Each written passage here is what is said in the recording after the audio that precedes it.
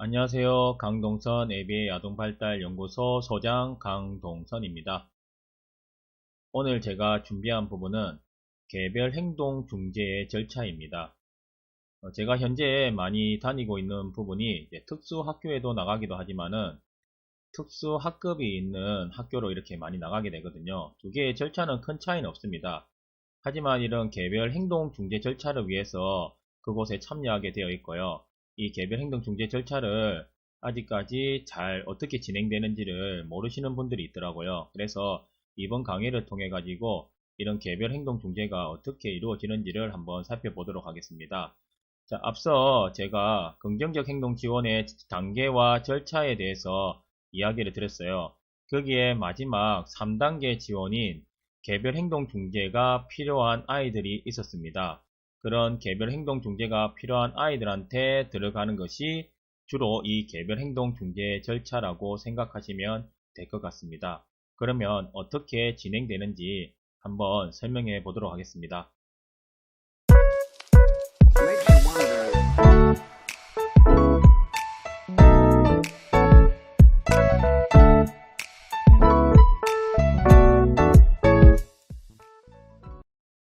우선 긍정적 행동 지원을 우리가 개별 차원으로 이렇게 들어가게 되면요.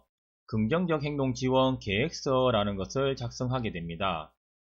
이 긍정적 행동 지원 계획서가 앞으로 이제 소통을 하거나 중재를 할 때 하나의 중요한 문서가 될 수 있고, 그리고 하나의 중요한 근거 자료가 될 수 있습니다.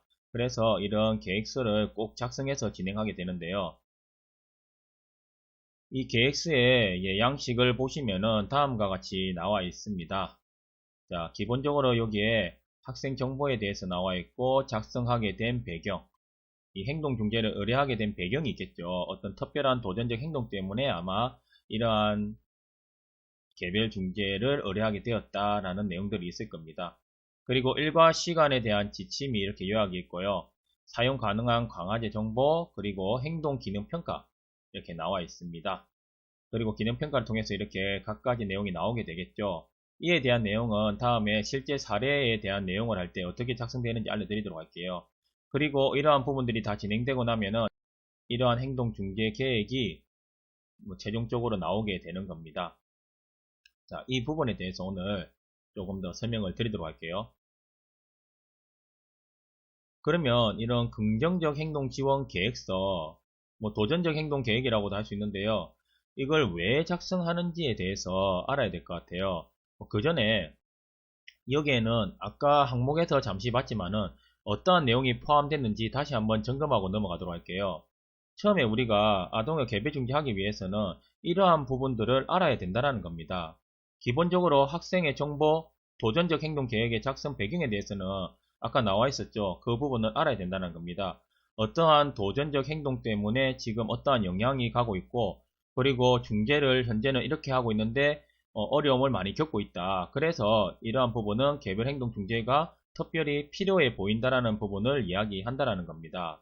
그리고 학생의 정보에 대해서는 기본적으로 알고 있어야 장애인 복지 카드를 가지고 있는다든지, 안 그러면 특수교육 대상자의 어떠한 영역인지, 그리고 그 외에도 기본적인 이제 가족 상황과 관련된 부분을 우리가 알 필요가 있어요. 그리고 보통 이제 이런 도전적 행동이 일어난다고 하면은 그 도전적 행동이 일어나는 그 학생에 대해서 일과 시간, 이용하는 성인 기관 같은 경우에는 성인 기관에 있는 일과 시간이 될 수도 있겠죠. 그 이후에 가정에서 생활하는 것도 포함할 수 있습니다. 자, 그리고 이런 일과 시간과 학생의 의사소통 수준 방법에 관한 정보가 꼭 있어야 됩니다. 자, 여기에 의사소통 수준이 어느 수준이라고 우리가 이해하시면 되고요. 말하기, 듣기, 쓰기라는 부분이 얼마나 잘 발달되어 있느냐라는 부분이 상당히 중요하다는 겁니다. 우리가 어떠한 행동 중재를 할 때 우리가 도전적 행동에 대해서 제가 한번 이야기한 적이 있었어요. 도전적 행동은 어찌 보면은 적절하게 의사소통을 하지 못하다 보니까 그러한 부분이 행동으로 나왔는데, 그 행동이 우리가 바람직하지 않은 형태로 나오다 보니까 그걸 하나의 도전적 행동이라고 이야기를 했어요. 그러면 의사소통 수준이 어느 정도 되는가에 따라서는 우리가 대체 행동을 만들 때 의사소통으로 인해서 만들어 줄 수가 있고요. 그런데 또 대체 행동을 만들고 싶은데 의사소통이 원활하지 않다라고 하면은 보완 대체 의사소통 도구나 안 그러면 수화나 몸짓이나 다른 방법으로 우리가 알아야 된다는 겁니다. 그래서 결국에는 도전적 행동은 사회와 상호작용하는 부분이라고 우리가 생각을 했을 때 이 의사소통 수준은 상당히 중요하다라는 부분이고요. 그리고 목표 행동에 대한 명확한 정의가 필요합니다. 그리고 도전적 행동을 측정하기 위한 방법. 자, 우리가 시간적으로 측정을 할 것인가, 지속시간, 지연시간 될 수 있습니다. 안 그러면 몇 번 했는지 우리가 빈도에 관해서 설명을 할 것인가 라는 부분이 있어요. 여러 가지 측정 방법이 있거든요. 그 행동에 맞는 이런 측정 방법을 선택을 해야 되고요. 그리고 기능 행동 분석, 자, 기능 평가라고도 할 수 있고요. 이 부분에 대해서 얻어진 결과를 요약한다는 것은 자, 제가 행동의 기능에 대해서 이야기 드렸거든요. 이 행동이 어떠한 기능을 가지고 있는 것에 대해서 평가하고 나서 구체적인 진술을 통해서 나타내어야 한다는 겁니다. 그리고 이 내용을 바탕으로 우리는 가설적인 설정이 가능합니다. 이 행동은 이러한 이유 때문에 이렇게 행동을 하는 것이다 라는 이제 가설적인 요약이 가능하거든요. 이 부분이 완성이 되었을 때 우리는 이 하나의 도전적 행동을 중개하기 위한 사전 전략을 우리가 짜야 된다고 했어요. 긍정적 행동 지원할 때 이야기했듯이 우리가 사전 전략이 상당히 중요하다고 했거든요. 하나의 예방 전략이라고도 할 수 있어요. 그래서 예방 전략을 먼저 짜고 나서 그래도 이 행동이 나타난다고 할 때 우리가 해야 되는 것은 어떠한 반응 전략, 사후 전략이라고도 합니다. 이러한 부분을 짤 수 있는지를 구체적으로 중재 전략을 짜게 될 겁니다. 그리고 긍정적인 대치 행동을 교수하기 위한 중재 방법을 강구해야 된다는 부분이 있습니다. 자, 사전 전략, 반응 전략 안에 포함되는 내용일 수도 있고요. 결국에는 우리는 그 행동을 속어, 안 그러면 벌적인 방법으로 없애는 것이 아니라 대체 행동을 형성하기 위해서 만든다고 했거든요. 그래서 이 대체 행동을 교수하기 위한 방법은 꼭 들어가야 된다는 겁니다. 필요하다면 자, 의무적으로 적용해야 하는 안전주의 사항이 있어요. 자, 중재를 할 때 그 학생, 아동, 안 그러면 성인도 다치면 안 되지만은 그 주위에 있는 친구들도 다치면 안 돼요. 그리고 선생님이나 관련된 사람들도 크게 다치면 안 된다는 겁니다. 그거는 결국 안전하고 영향이 있다는 거고, 그리고 중재하는 방법이 또 안전적이지 않다면은 어떠한 우리는 협의가 필요하다는 겁니다. 그래서 누구나 안전할 수 있는 그런 상황을 만들어야 되는데 그게 꼭 필요하다면은 하나의 의무적인 사항으로 안전에 대한 주의에 대해서 서로가 협의할 수 있는 서약이나 안 그런 문서를 하나 만들어 놓는 것도 괜찮다는 겁니다. 그러면 우리 번거롭게 왜 또 이런 문서를 작성하느냐라고 할 수 있을 거예요. 하지만 우리가 이 하나의 문서라고 하지만은 이 안에 앞에 들어간 내용들이 얼마나 중요한지는 아마 중개하다 보면은 많이 느끼시게 될 겁니다. 그러면 이러한 긍정적 행동 지원 계획을 왜 작성해야 되는가에 대해서 한번 알아보도록 할게요. 첫 번째가 우리가 긍정적 행동 지원과 관련된 사람들의 의사소통을 원활하게 해준다는 겁니다. 보통 제가 중재를 하거나 어떤 상담을 하거나 아니면 여러 상황에서 이야기를 나눠봤을 때 한 아이의 행동을 가지고도 서로가 다른 이야기를 많이 하더라고요. 그래서 그리고 또한 이 하나의 아이에 대한 행동과 그리고 중재에 대해서 서로 소통되는 도구가 있어야 되는데 각각의 개별적으로 가지고 있는 역사 이력, 안 그러면 아이와의 경험에 따라서 소통을 하다 보니까 다른 내용의 의사소통이 이루어지더라고요. 그래서 하나로 우리가 약속된 하나의 문서가 된다고 하면은 이것은 하나의 의사소통을 원활하게 해주는 도구가 될 수 있다는 겁니다. 응용행동 분석에서 우리가 행동을 이야기할 때는 기술적으로 이야기해라라는 말이 있습니다. 그것은 누가 보더라도 하나의 행동에 대해서 해석하는 것은 동일해야 된다는 겁니다. 이 사람이 볼 때 해석이 다르고 이 사람이 볼 때 해석이 다른다면은 중재를 할 때도 그만큼 일관성 있게 하기 힘들다는 편이 있거든요. 그래서 이런 의사소통을 원활하게 해주는 방편에서도 이러한 긍정적 행동 지원이 필요하다라고 할 수 있고요. 그리고 학생에게 기대하는 행동의 수준을 알 수 있다는 겁니다. 결국에는 현재에 대한 행동에 대해서도 명확하게 정의를 한다면요. 앞으로 이 학생이 어떠한 대체 행동, 안 그러면 어떠한 행동의 수준을 보여야 되는지 목표치도 우리가 충분히 정할 수 있고 그 수준에 대해서 알 수 있게 된다는 겁니다. 그리고 행동 중재 방법 선택에 도움을 줘요. 이렇게 작성하다 보면은 우리가 여러 가지 배경 정보도 파악할 것이고요. 그리고 행동의 기능에 대해서 평가를 할 것인데, 그럼 어떠한 배경 정보를 파악해서 우리가 할 수 있는 저번에 이야기했던 소집단 차원, 아니면 보편적인 차원과 연계된 행동 중재를 예방적인 방법으로 쓸 수도 있고요. 그게 아니라면은 개별적인 차원에서의 예방적인 방법, 반응적인 방법도 이러한 배경 정보가 있을 때 이러한 중재 방법은 더욱더 효과를 낼 수 있다. 이러한 중재 방법이 조금 더 검증된 절차가 될 수 있다는 것을 우리는 생각해야 된다는 겁니다. 그리고 중재라는 것은 1주, 2주 아니면 한 달 정도 이렇게 잘한다고 중재가 되었다고 말할 수는 없어요. 최소한 제가 생각하는 것은 6개월이고요. 그리고 1년 이상이 될 수도 있습니다.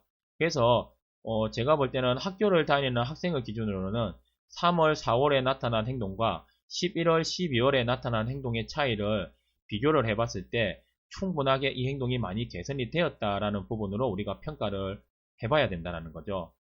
그리고 가장 중요한 거는 하나의 행동 중재 계획서를 이렇게 만들면은 서로가 이 부분을 다 공유하고 있고 협의를 한다면은 동일한 중재를 할 수가 있다라는 겁니다. 그렇지 않고 개별적인 수준을 알고 있고 개별적인 경험을 가지고 있다고 하면은 각각의 다른 중재를 하고 있다라고 하면은 한쪽에서 아무리 좋은 중재, 검증이 된 중재라고 생각해서 이렇게 진행을 했는데도 이 행동은 제대로 중재가 되지 않을 경우가 많다라는 겁니다.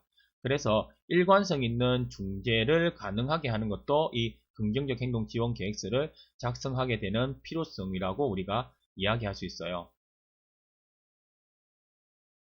그러면 개별 행동 중재는 그러면 만약에 우리가 처음부터 진행을 하게 된다면 어떠한 단계를 거쳐서 진행을 하게 되느냐라는 부분을 설명해 드리도록 할게요. 첫 번째 단계는 이 도전적 행동 우선순위 정하기가 있어요. 어떠한 행동 아니면 어떠한 학생, 어떠한 성인, 어떠한 아동을 우리가 도전적 행동 우선순위로 정할 건지에 대해서 먼저 파악을 해봐야 되고요. 그리고 배경정보를 이렇게 수집하게 될 겁니다. 한 아이가 선정이 되었다면 이런 배경정보를 우리는 수집하게 될 것이고요.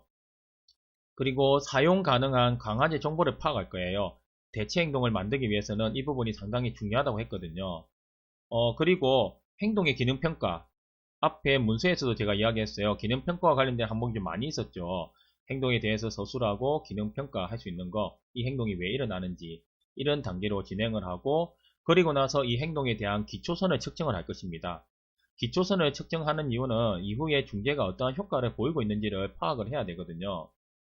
그래서 기초선 측정 이후에 이런 사전 사후 전략을 이제 짜서 우리가 행동 중재에 들어갈 것이고요. 그리고 마지막으로 이 행동 중재가 들어가면은 잘 유지를 할 것인지 아니면 행동에 중재 효과가 없다면 어떻게 변경을 할 것인지 이것은 5단계에서 기초선을 측정하고 나면은 자, 이 이후에 사후에 우리가 데이터를 측정하다 보면 그래프를 그렸을 때 계속 유지하는 것이 맞는 것인지 변경할 것인지를 결정할 수 있다는 겁니다.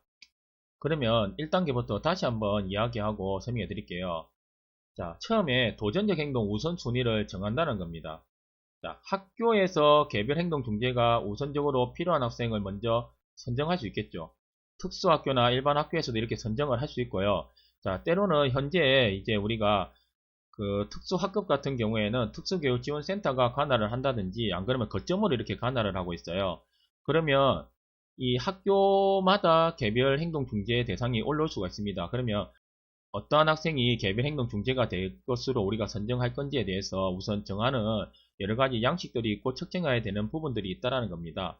도전적 행동 우선순위 체크리스트가 될 수도 있고요. 안 그러면 문제행동 지수를 측정하는 여러 양식들이 있습니다. 이것을 바탕으로 어떤 학교에서는 어떤 학생을 선정할 수도 있고 여러 명의 학생이 있다라고 하면은 그 학생 중에서 어떠한 학생을 선정할 것이냐라는 부분이 또 될 수 있습니다. 또 때로는 선정된 학생이 있어요. 그 선정된 학생이 도전적 행동이 한 가지가 아니라 여러 가지인 경우가 있습니다. 그러면 우리는 여러 가지를 동시에 중재하는 것은 상당히 어려울 수 있습니다. 이건 행동 중재할 때 제가 설명해 드렸던 부분인데요. 그러기 위해서는 한 가지 행동 아니면 두 가지, 세 가지 정도의 행동을 우선적으로 선정해야 될 경우가 생긴다는 겁니다.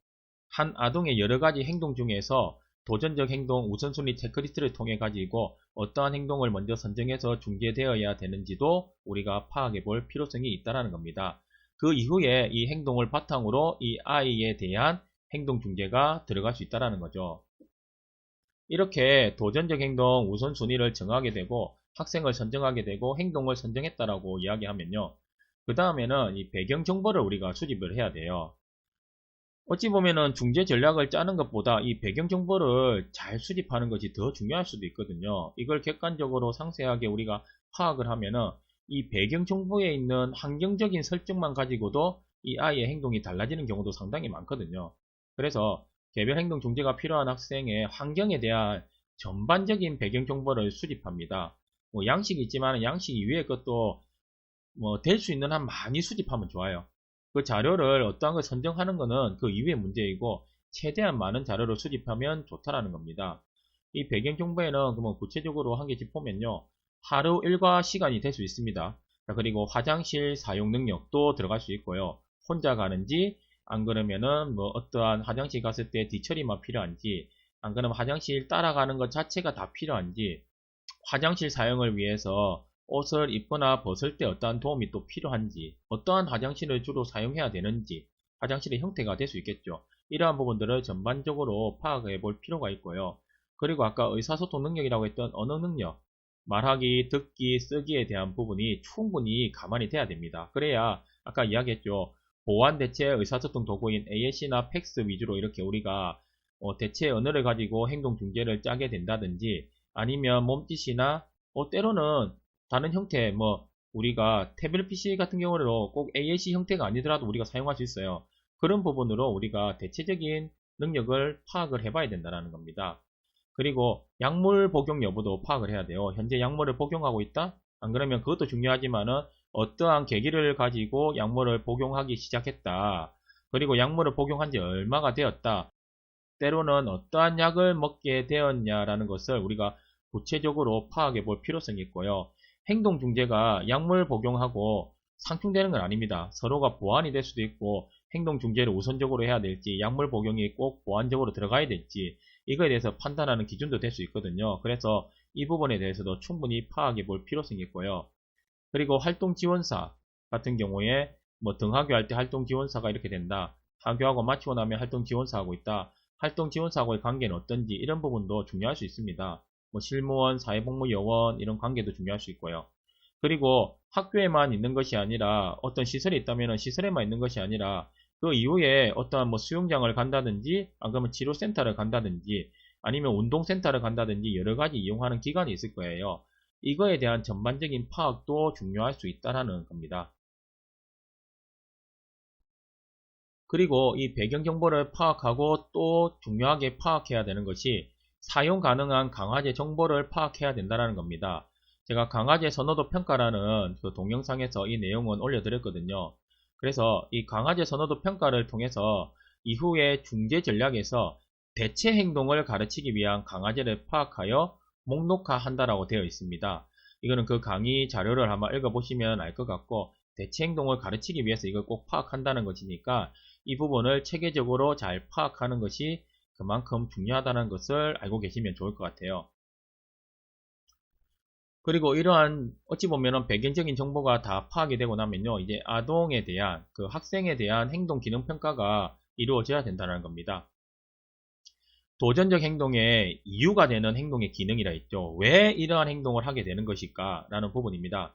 이 행동의 기능에 대해서 우리가 파악을 해야 되고 간접평가와 직접평가를 통해서 파악하게 될 것입니다. 자, 행동 기능 평가, 간접평가, 직접평가 방법은 자, 간접평가 방법은 제가 QA/BF하고 인터뷰 방법 이런 걸 가지고 제가 유튜브 동영상에 올려놨고요. 직접평가 방법은 ABC 평가 방법이 있습니다. 이 외에도 다른 형태의 방법들이 있는데 이거는 이후에 유튜브 자료에 제가 업로드 시키도록 하겠습니다. 아무튼 여기에서는 행동 기능 평가가 이런 간접평가, 직접평가를 통해서 도전적 행동이 왜 일어나는지를 명확하게 파악을 해야 된다는 거. 그것이 중요하다는 겁니다. 배경 정보를 파악하고 강화제를 파악했을 때 그리고 행동의 기능까지 이런 평가가 와야 된다라는 겁니다. 지금 제가 이야기하고 있는 부분은 개별 행동 중재가 들어갔을 때 단계적으로 이러한 부분을 계속 이제 선생님하고 제가 만나든지 안 그러면은 거기에 하나의 긍정적 협력 팀이 있다라면은 그 팀에서 진행을 할 때 이런 형태로 진행하면 된다라는 것을 제가 이야기하고 있는 거예요. 그리고 이런 기능평가까지 다 됐으면 이제 우리가 중재에 들어가야 되잖아요. 중재에 들어가기에 앞서 이 기초선이라는 부분을 우리가 파악을 해야 됩니다. 기초선이 무엇이냐? 중재가 들어가기 전에, 그 이전에 이러한 도전적 행동이 있잖아요. 우리가 목표로 했던 도전적 행동. 그 도전적 행동이 지금 현재 어떠한 행동 수준으로 나타나고 있는지를 파악한다는 겁니다. 그래서 뭐 어떤 날에, 아니면 어떤 시간에 보통 한번 10번 일어난다? 뭐 다음날도 10번 일어났다. 그 다음날도 20번, 15번, 20번, 15번 해서 이렇게 체크를 하다 보면은, 아, 평균적으로 이 아이는 이 도전적 행동이 열 몇 번의 행동이 나타나고 있다는 걸 그래프로 파악이 가능하거든요. 그러면 이후에 우리가 그 중재를 들어가고 나서 평가를 했을 때 어떻게 나타난지도 우리가 비교를 할 수 있다는 겁니다. 그래서 이러한 기초선 측정이 중재를 들어가기 전에 우선적으로 측정하는 것이 상당히 중요하다는 것을 이야기하는 거고요. 자, 그러면 행동의 기능이 파악됐을 때 제가 이야기를 했어요. 행동의 중재는 형태로 인해서 들어가는 부분보다는 이러한 기능을 바탕으로 행동의 중재가 들어가게 된다고 이야기했습니다. 형태도 무시할 수는 없어요. 그런데 기능에 대한, 그게 하나의 행동의 원리이기 때문에 그 원리를 알아야 되거든요. 그 원리를 바탕으로 해서 형태는 감안을 하는 것이지 형태가 주가 되고 기능을 감안하는 게 아니라는 겁니다. 그래서 행동 기능 파악이 중요하다고 했고, 이 행동의 기능에 따라서 사전 전략, 그러니까 배경 사건, 선행 사건입니다. 행동이 일어나기 직전의 사건을 우리는 선행 사건이라고 하고요. 행동이 일어나기 직전은 아니지만은 이전에 이 행동과 연관이 될 수 있는 사건을 우리가 배경 사건이라고 이렇게 이야기를 해요. 그리고 이제 행동이 일어났을 때는 우리가 어떻게 해야 되느냐, 사후 전략, 후속 전략, 반응 전략, 이러한 부분들을 우리가 전략적으로 어떠한 중재를 들어가야 되는지를 짜게 된다는 겁니다. 그러면 이후 이 중재 전략을 가지고 계속 진행을 하게 되겠죠. 그러면 이 중재 전략이 효과를 거두고 있을 수도 있고요. 그렇지 않은 경우도 있다는 겁니다. 그럼 계속 효과를 거두고 있다면 중재를 계속 유지해 볼 필요가 있어요. 아, 지금 우리 중재 전략이 괜찮게 잘 진행되고 있구나 라는 부분으로 접근하시면 되고요. 그렇지 않고 효과를 거두고 있지 않다면은 이제 우리가 4단계였던 행동 기능 평가와 그리고 6단계였던 이제 사전 사후 전략을 다시 검토해 봐야 됩니다. 아, 우리가 행동의 원인을 잘못 파악했나? 아니면 지금 우리 쓰고 있는 사전 사후 전략이 아이한테 맞지 않는 방법인가? 라는 부분이 있습니다. 그래서 이제 긍정적 행동 지원의 중재 계획을 실행을 할 때는요, 중재 충실도도 상당히 중요하거든요. 이제 제가 아까 이야기했던 3단계 유관이 될 수도 있고, 개별 지원에서도 개별 지원과 함께 둘러싼 환경적인 체계, 그러니까 특수학교 선생님, 안 그러면 서비스 제공자, 부모님, 통합반 선생님, 친구, 활동 지원사, 그 외에 서비스를 제공하는 모든 사람들이 다 될 수 있다는 겁니다. 이 중재 충실도는 그 사람들이 얼마나 이 중재를 잘 이해하고 그리고 같이 일관성 있게 중재하고 있느냐를 점검하는 것이고요. 이러한 중재 충실도가 낮게 나타날 수도 있고요. 그리고 높게 나타날 수도 있다는 겁니다. 만약에 이런 중재 충실도가 낮다면은 이 교직원, 안 그러면 관련된 사람들에 대해서 새로 협의하고 다시 한번 어떻게 중재를 해야 되는지, 이 중재에 대한 목표와 그 의미, 그리고 중재 방법에 대해서 교육을 다시 할 필요가 있다는 겁니다. 그리고 중재 계획의 현실성을 점검해야 된다는 거예요. 이렇게 낮게 나타나는 게 그 개인의 문제뿐만 아니라 전체적인 체계 하에서, 안 그러면 중재 계획 자체가 현실성이 없는데 너무 높은 수준으로 잡고 나서 이걸 실행을 해봐라고 하진 않았는지라는 것도 점검을 해야 된다는 거죠. 그리고 중재 충실도 항목, 환경적인 부분, 안 그러면 그 인적인 자원, 그리고 그 외에 여러 가지 학생을 둘러싸고 있는 여러 중재가 될 수 있는 영향을 주는 그런 사항에 대해서 다시 한번 재점검이 필요하다는 겁니다.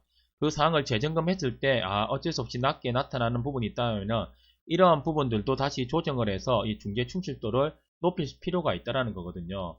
그 안에서 다시 한번 계획이 검토되고 중재 전략이 짜질 수 있다는 겁니다.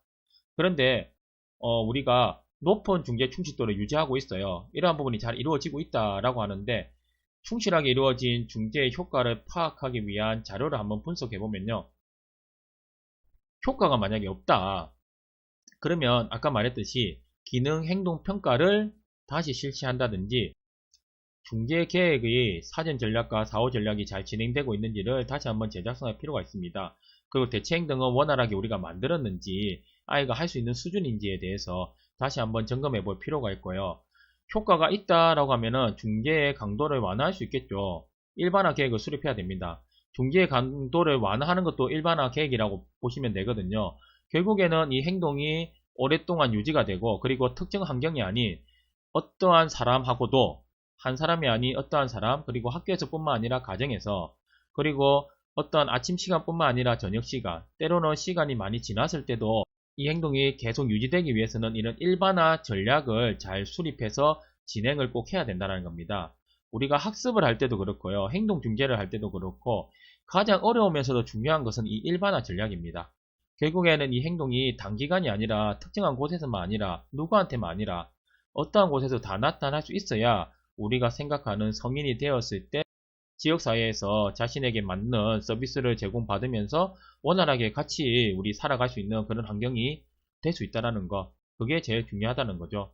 그걸 목표로 지금 이러한 행동중재 계획도 하고 있고, 특수교육이나 사회복지 이런 부분도 다 이루어지고 있다고 생각하고 있습니다. 자, 오늘은 개별 행동 중재 절차에 대해서 한번 알아봤는데요. 이번 강의가 앞으로 개별 행동 중재를 생각을 하거나 안 그러면 그런 컨설팅을 받게 되는 선생님들 같은 경우에 좀 도움이 되는 자료가 되었으면 합니다. 감사합니다.